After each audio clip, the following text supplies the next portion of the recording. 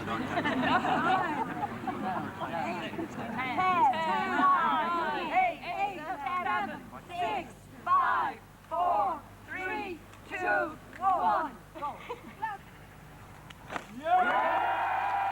historic moment then for this year's captain of OLD Conna, Jack Tiernan, the first to drive in on the new course. An enthusiastic crowd supporting him, and there too was the lady captain, Frances Buckley.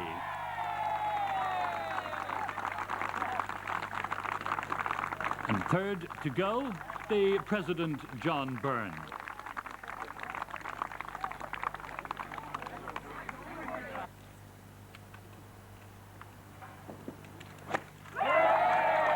Well, it's away, and as the champagne flowed, we had an opportunity to learn from John Byrne the background to the move from Kiltiernan. After a long number of years attempting to come to some proper arrangement with regard to the ownership of where we were up there, or obtain a proper lease. In 1983, we concluded that we wouldn't be successful in that regard, and as a result, we formed a development committee whose task was to go around the locality here within, say, 10-mile radius and obtain something suitable where we could create a golf course. Well, I know that just a few short months ago, in visiting this virgin land, as it were, it didn't seem possible that within 6 months you'd have what you have, like the club has and like a playable golf course. How is that achieved? Yes, indeed. First of all, we're very, very pleased with the way the clubhouse has turned out, and Eddie Hackett, the golf architect, has created a marvellous course with tremendous potential to be one of the finest championship courses in the country. All of this success and all of the speed of work here has only been achieved by the tremendous enthusiasm which we have in our membership. And we have no difficulty whatsoever in obtaining all the support we need to get out here and get the work done as fast as possible. And a tremendous amount of work has already been achieved. The model represented the dream, and that dream has now become almost a reality as the course takes shape. And the architect, Eddie Hackett, explains the background. It's so much different to what we see now, because in my first inspections here 13 months ago, it was much more wooded, and we had what is now the Avon School was at that time empty, and indeed some of our founders and that's if only we could have had the school for the clubhouse.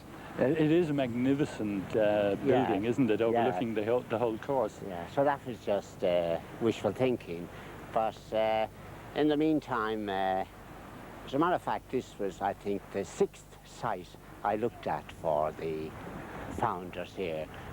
And in the end, they did hit on the right one, because the setting is unsurpassed.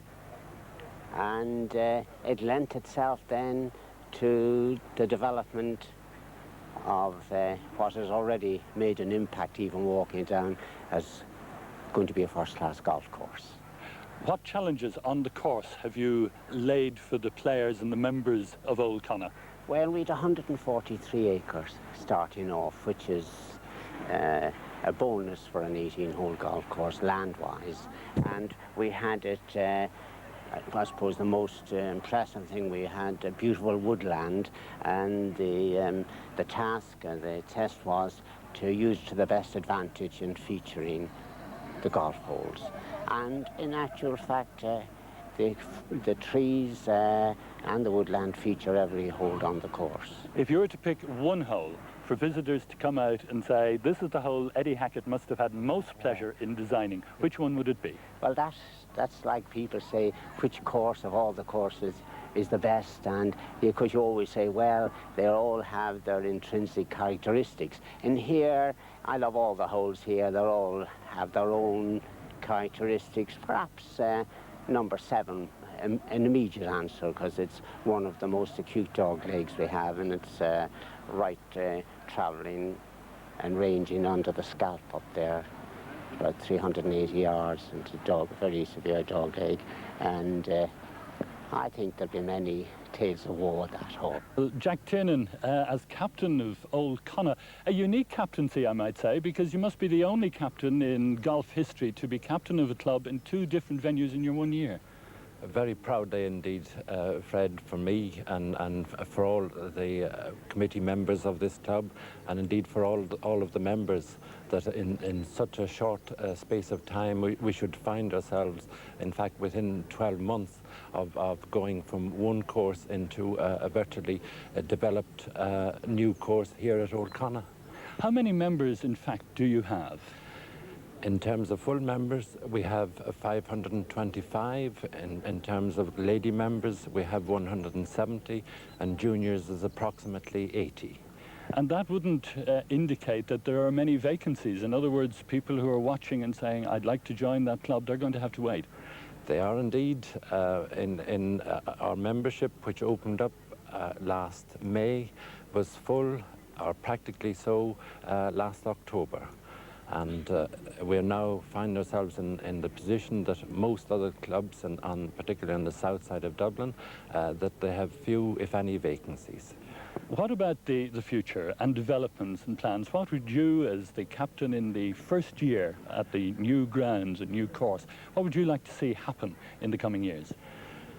Originally, we anticipated going on to our new greens late next year. Due to the tremendous efforts by many people, well coordinated by professionals who had to become professionals within the club, our own amateurs. The course has made remarkable strides, and who knows, weather permitting, we might find ourselves playing those new greens early next spring. Ewan Byrne is the man who is charged with the fundraising responsibility.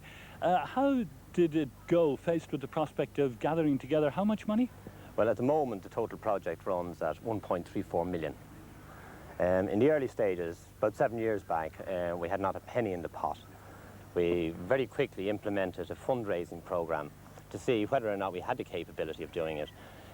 We raised our deposit of £125,000. That would cover the deposit on the land, legal fees, etc. We were satisfied with the speed with which we raised that money, that we could go on to take on this project. We started by sending out in a catchment area, around the area, 68,000 cards. We dropped them in all homes, and from Delgany into Donnybrook out to Rathfarnham. Out of that, we got a response of 2,200 replies. We prepared a very detailed brochure setting out a photograph of the course, etc. And from that, we, over a period of a few months, filled our membership. The price we charged was £1,200 to our current members and £1,400 to new applicants. We thought, in actual fact, that the recruitment programme would take a period of about 3 years. In actual fact, it took us a little more than 3 months.